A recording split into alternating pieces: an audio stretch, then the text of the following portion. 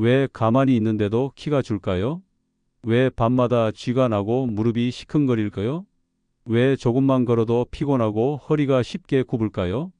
혹시 여러분도 이런 고민 때문에 이 영상을 보고 계신 건 아닌가요? 안녕하세요. 저는 오재훈입니다.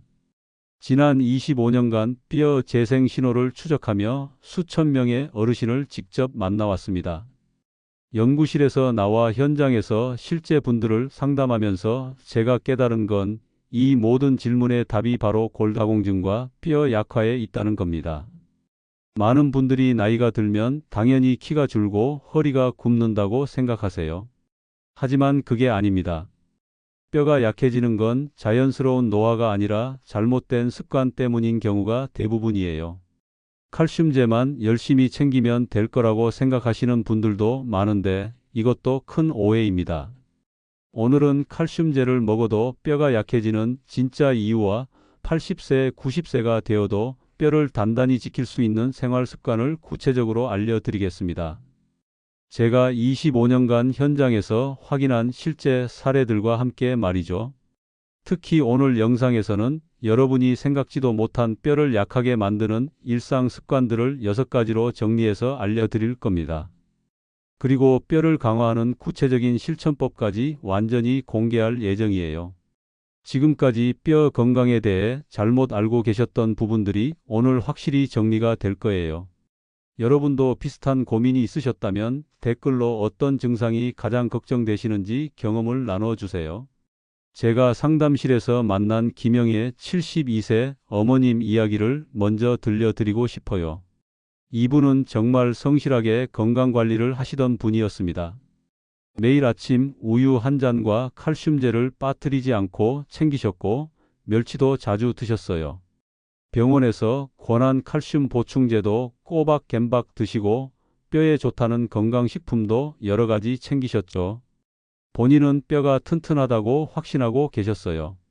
딸도 어머님께 매번 칼슘 챙기라고 당부하셨고 어머님도 자신 있게 대답하셨어요. 나는 매일 칼슘 먹으니까 괜찮다고 말이죠. 실제로 다른 어르신들보다 건강에 신경을 많이 쓰시는 분이었거든요. 그런데 어느 날 베란다에서 화분을 옮기다가 허리를 삐끗하신 거예요. 그냥 작은 화분이었는데 들어 올리다가 삐끗한 거였어요. 처음엔 단순한 삐끗함이라고 생각하셨는데 며칠이 지나도 아픔이 가시지 않아서 검사를 받으셨어요. 그런데 결과를 보고 모두가 깜짝 놀랐습니다. 척추 압박 골절이 무려 2군데나 있었고 골밀도 수치도 정상 범위를 크게 벗어나 있었어요. 본인도 가족도 모두 깜짝 놀랐죠. 그렇게 열심히 칼슘을 챙겼는데 어떻게 이런 일이 생겼을까요? 혹시 검사 결과가 잘못된 건 아닐까 싶어서 다른 병원에서 재검사도 받아보셨는데 결과는 같았어요. 바로 여기에 오늘 제가 말씀드리고 싶은 핵심이 숨어 있습니다. 단순히 칼슘제만으로는 뼈를 지킬 수 없다는 거예요. 뼈는 자극과 균형 그리고 올바른 생활 습관이 함께 작동해야 강해집니다. 칼슘은 뼈를 만드는 재료 중 하나일 뿐이지 전부가 아니거든요. 사실 김영희 어머님 같은 분들이 정말 많아요. 건강에 관심도 많고 나름대로 관리도 열심히 하시는데 정작 중요한 부분들을 놓치고 계신 거죠. 이런 분들이 오히려 더 안타까워요. 조금만 방향을 바꾸면 충분히 개선될 수 있는데 말이에요. 오늘 이 영상에서 말씀드릴 내용은 여러분의 뼈 건강 관리 방식을 완전히 바꿀 수 있는 중요한 지혜입니다. 이 이야기를 끝까지 듣고 실천하셔야만 진정한 변화를 경험할 수 있어요. 끝까지 보지 않으시면 가장 중요한 실천법을 놓치게 됩니다. 특히 마지막 부분에 나올 단 하나의 간단한 습관이 지금까지의 모든 노력을 헛되지 않게 만들어줄 거예요.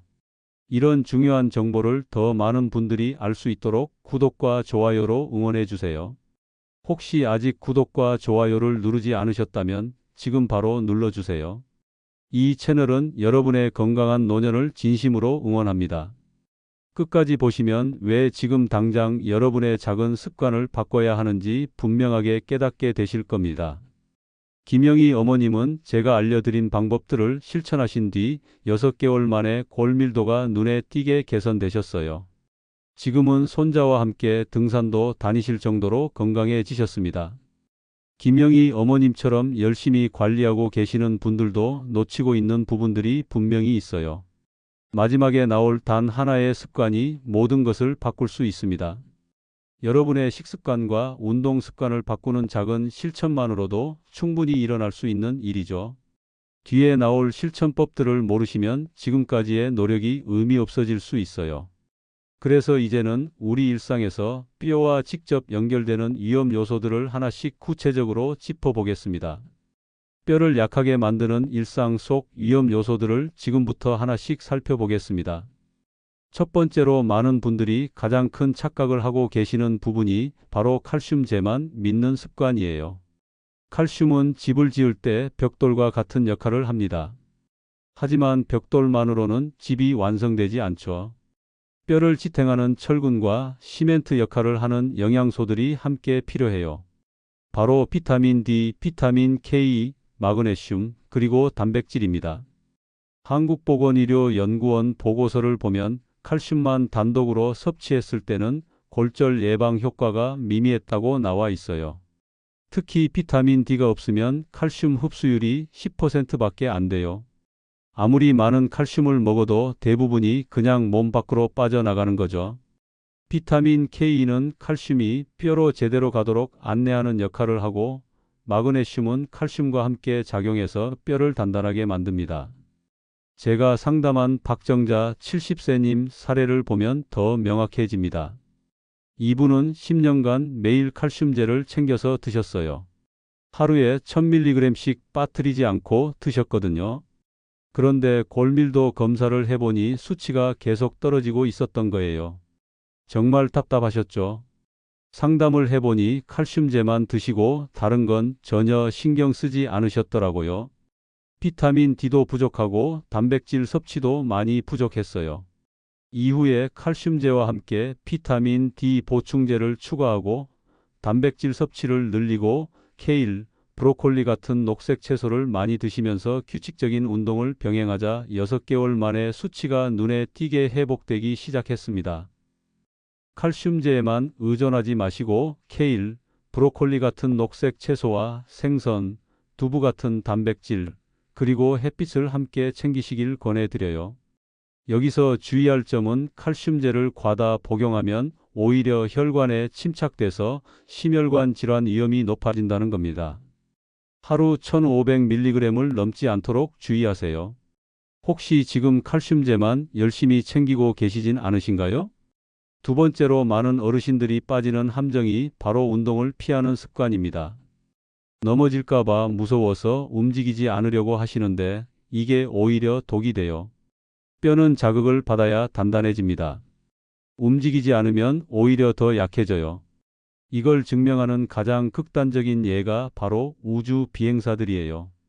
나사에서 실시한 연구를 보면 우주 비행사들이 무중력 상태에서 6개월을 보냈을 때 뼈 밀도가 무려 20%나 감소했다고 해요. 중력이라는 자극이 없으니까 뼈가 약해진 거죠. 지구에서도 마찬가지예요. 침대에만 누워있는 환자들은 단 몇 주만 해도 뼈가 약해지기 시작해요. 김수호 68세님도 비슷한 경우였어요.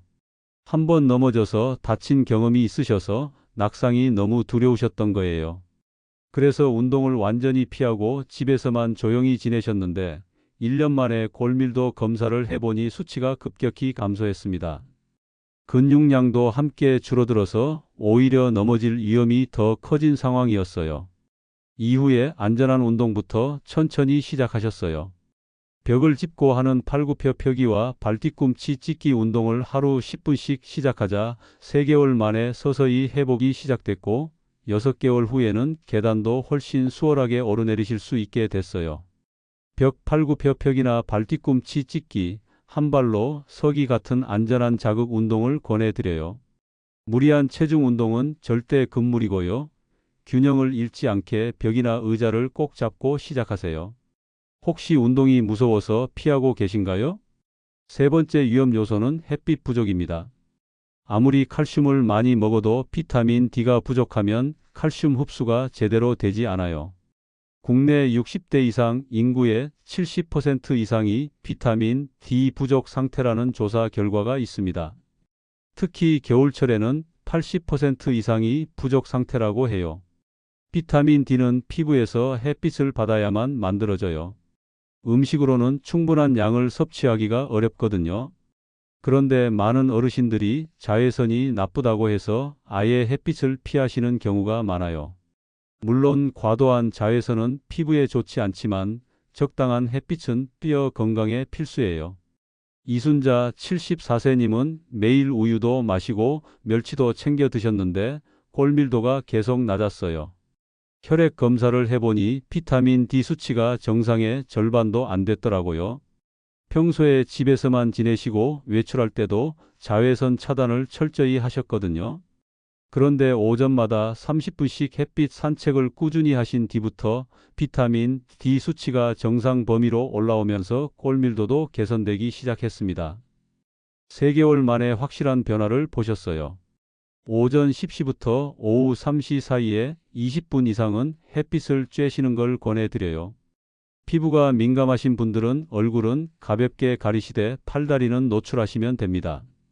오늘 햇빛을 몇 분이나 쬐셨나요? 네 번째로 주목해야 할 부분이 근육 감소예요. 근육이 줄어들면 뼈도 함께 약해집니다. 근육이 수축할 때 뼈를 자극하기 때문이거든요.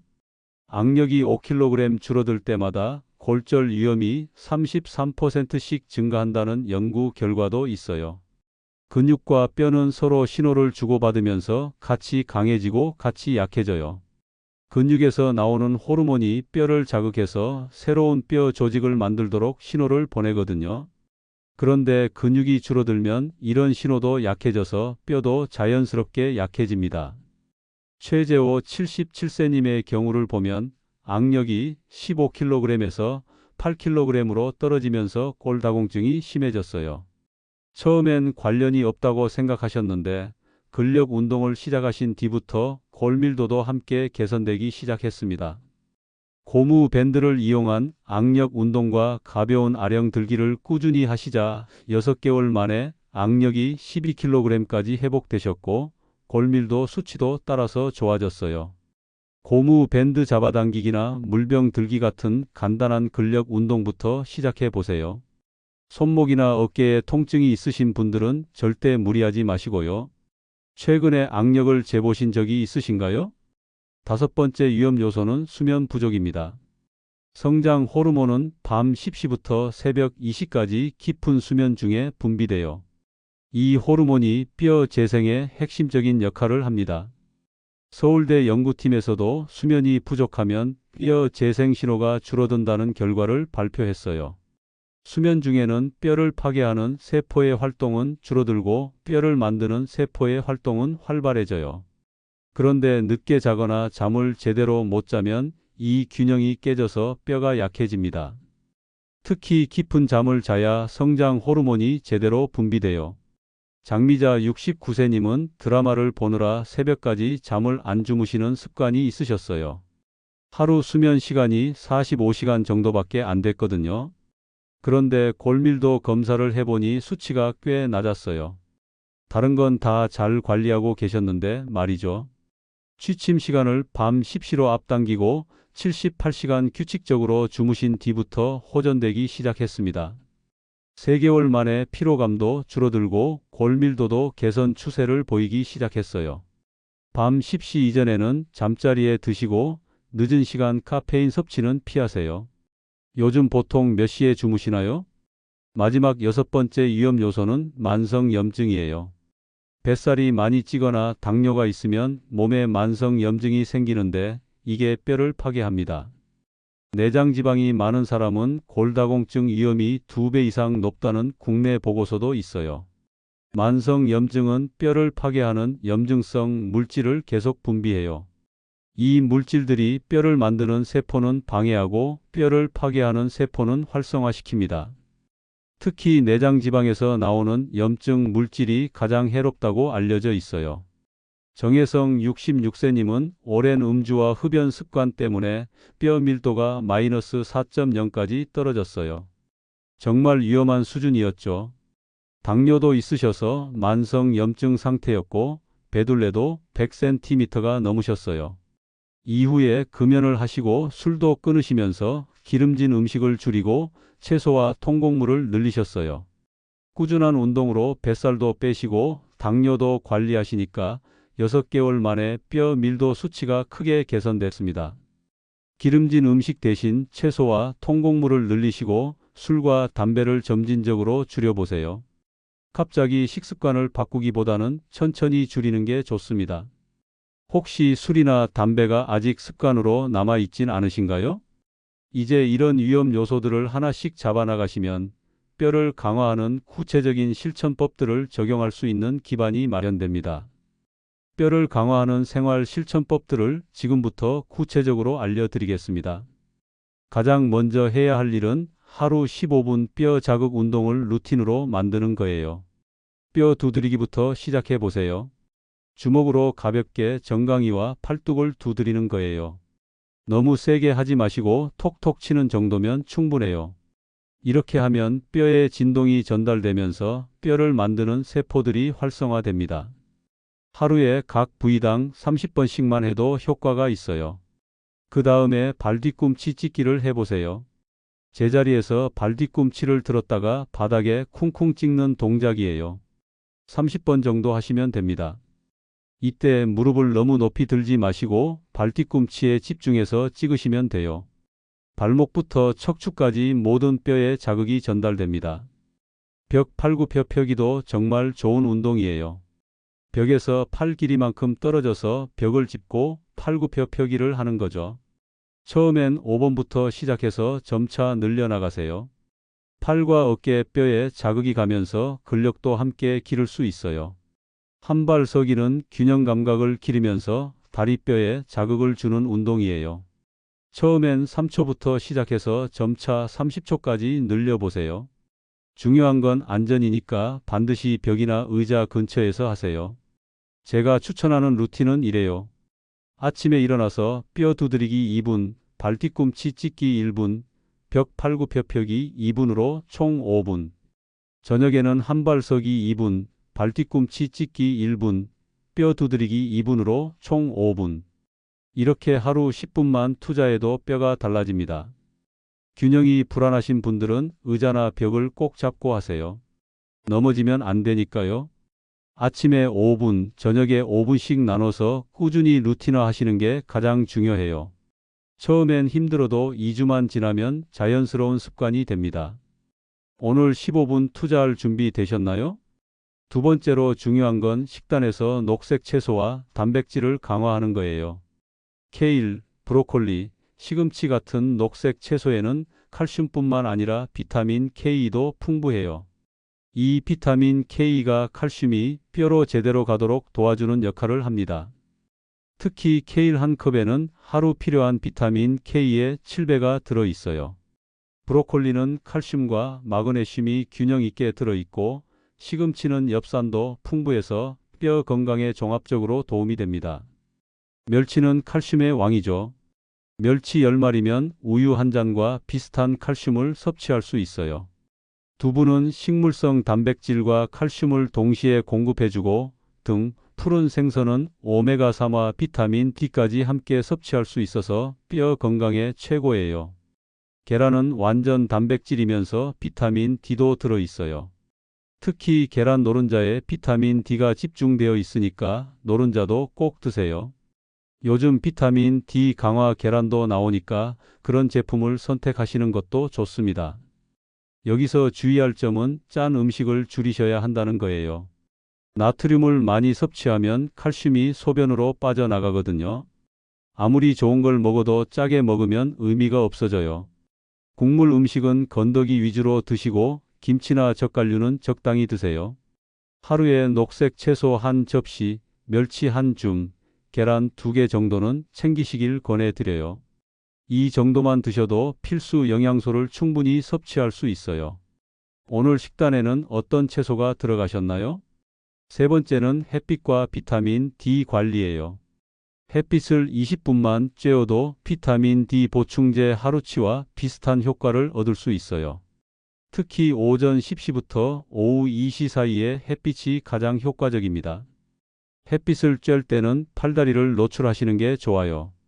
얼굴만 햇빛을 받는 것보다 팔다리를 노출했을 때 훨씬 많은 비타민 D가 만들어져요. 선크림을 바르면 비타민 D 합성이 방해되니까 처음 15분 정도는 선크림 없이 쬐시고 그 이후에는 발라도 괜찮아요. 겨울철에는 햇빛이 부족하니까 비타민 D 보충제가 필요할 수도 있어요. 혈액 검사를 통해서 비타민 D 수치를 확인해 보시고 부족하면 전문가와 상담해서 적절한 보충제를 선택하세요. 하지만 가능하면 자연 햇빛으로 먼저 채우시는 게 좋습니다. 오전 산책 습관을 들이시는 걸 강력히 추천해요. 걷기 운동도 되고 햇빛도 쬐을 수 있으니까 일석이조죠. 아침 공기도 맑고 사람도 많지 않아서 안전해요. 30분 산책하시면 운동과 햇빛을 동시에 해결할 수 있습니다. 오늘 햇빛 산책은 하셨나요? 네 번째로 놓치기 쉬운 부분이 수면과 스트레스 관리예요. 깊은 수면과 낮은 스트레스가 성장 호르몬 분비를 도와서 뼈 재생을 촉진합니다. 스트레스를 받으면 코르티솔이라는 호르몬이 나오는데 이게 뼈를 약하게 만들어요. 수면의 질을 높이려면 취침 2시간 전부터는 음식 섭취를 피하시고 1시간 전부터는 스마트폰이나 TV 시청을 중단하세요. 블루라이트가 멜라토닌 분비를 방해해서 깊은 잠을 방해하거든요. 침실 온도는 18도에서 20도 정도로 시원하게 유지하시고 완전히 어둡게 만드세요. 작은 불빛도 수면의 질에 영향을 줄 수 있어요. 매일 같은 시간에 잠자리에 들고 같은 시간에 일어나는 규칙적인 패턴을 만드는 것도 중요해요. 스트레스 관리를 위해서는 간단한 명상이나 복식 호흡법을 활용해 보세요. 복식 호흡은 배를 불룩하게 하면서 천천히 숨을 들이마시고 배를 들어가게 하면서 천천히 내쉬는 거예요. 4초 들이마시고 4초 참고 8초에 걸쳐 내쉬는 리듬으로 하시면 됩니다. 5분만 해도 마음이 편안해지고 스트레스가 줄어들어요. 어젯밤은 몇 시간 주무셨나요? 마지막 5번째는 기록하고 가족과 공유하는 거예요. 운동과 식단을 기록한 분이 그렇지 않은 분보다 실천율이 2배나 높다는 연구 결과가 있어요. 기록은 동기부여가 되고 성취감도 주거든요. 복잡하게 하실 필요 없어요. 달력에 운동했으면 동그라미, 햇빛 쬐으면 별표, 일찍 잤으면 세모, 채소 많이 먹었으면 하트 이런 식으로만 표시해도 충분합니다. 한 달이 지나면 본인의 패턴을 한눈에 볼 수 있어서 개선점을 찾기 쉬워져요. 스마트폰 앱을 활용하시는 것도 좋아요. 걸음수나 수면 시간을 자동으로 기록해주는 앱들이 많으니까 활용해 보세요. 가족들과도 공유하세요. 손자, 손녀들이 할머니, 할아버지가 열심히 운동하는 모습을 보면 격려도 해주고 함께 도와주려고 해요. 가족단체 대화방에 오늘의 운동이나 식단을 사진으로 올리시는 것도 좋은 방법이에요. 가족들의 응원이 큰 동기부여가 됩니다. 처음부터 완벽하려고 하지 마시고 하루 한 가지씩만 실천해도 괜찮습니다. 완벽하지 않아도 꾸준히 하는 게 더 중요해요. 오늘 하루를 기록해 보실래요? 이제 마지막으로 오늘 내용을 정리하면서 꼭 실천해야 할 단 하나의 행동을 말씀드리겠습니다. 오늘 제가 25년간의 연구와 현장 경험을 바탕으로 말씀드린 핵심을 정리해 보겠습니다. 가장 중요한 건 잘못된 상식부터 바로잡는 거예요. 많은 분들이 믿고 있는 잘못된 상식은 칼슘제 하나만 열심히 먹으면 뼈가 튼튼해진다는 거예요. 이건 마치 벽돌만 가지고 집을 짓겠다는 것과 같아요. 나이가 들면 당연히 키가 줄고 허리가 굽는다고 포기하시는 것도 잘못된 생각입니다. 올바른 관리는 자극과 영양, 햇빛, 수면, 기록이라는 5가지 기본 습관을 함께 지키는 거예요. 뼈에 적절한 자극을 주는 운동, 칼슘과 함께 비타민, D와 단백질을 균형 있게 섭취하는 영양 관리, 매일 20분 이상의 햇빛 노출, 밤 10시 이전의 규칙적인 수면, 그리고 이 모든 걸 기록하고 가족과 공유하는 거죠.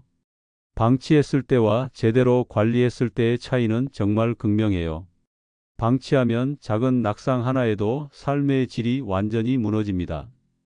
척추 압박 골절이나 고관절 골절이 생기면 거동이 어려워지고 그러면 또 근육이 더 빠지면서 악순환이 반복돼요. 우울감도 생기고 가족들한테도 부담이 됩니다. 하지만 제대로 관리하면 나이에 상관없이 뼈가 강해질 수 있어요. 90세, 100세가 되어도 내 발로 걸을 수 있고 여행도 다니고 손자, 손녀들과 뛰어놀 수도 있습니다. 실제로 제가 상담한 분들 중에서도 70대에 시작해서 골밀도가 크게 개선된 사례들이 많아요. 오늘 당장 실천할 수 있는 단 하나의 제안을 드릴게요. 바로 발뒤꿈치 찍기 30회입니다. 지금 이 영상을 보시면서도 할 수 있어요. 제자리에서 발뒤꿈치를 들었다가 바닥에 쿵쿵 찍으시면 됩니다. 30번만 하세요. 이것만으로도 뼈에 자극이 가서 재생신호가 전달됩니다. 너무 간단해 보이지만 이게 시작이에요. 오늘 발뒤꿈치 찍기를 하시면 내일은 벽 팔굽혀 펴기도 해보고 싶어지실 거예요. 그러면 햇빛 산책도 하게 되고 녹색 채소도 더 챙기게 되고 일찍 주무시게 될 거예요. 작은 습관 하나가 연쇄 반응을 일으키거든요. 바로 오늘 시작해 보세요. 내일로 미루지 마시고 지금 당장 30번만 해보세요. 할 수 있으시죠? 다음 영상에서는 무릎 관절염을 수술 없이 극복하는 생활 루틴을 상세히 알려드리겠습니다. 무릎 때문에 계단 오르내리기가 힘드시거나 쪼그려 앉기가 어려우신 분들은 꼭 보셔야 할 내용이에요. 관절염도 올바른 방법으로 관리하면 충분히 개선할 수 있습니다. 여러분은 오늘 어떤 습관부터 바꿔보실 건가요? 발뒤꿈치 찍기부터 시작하실 건지 아니면 햇빛 산책부터 하실 건지 댓글로 결심을 남겨주세요. 여러분의 작은 실천이 큰 변화의 시작이 될 겁니다.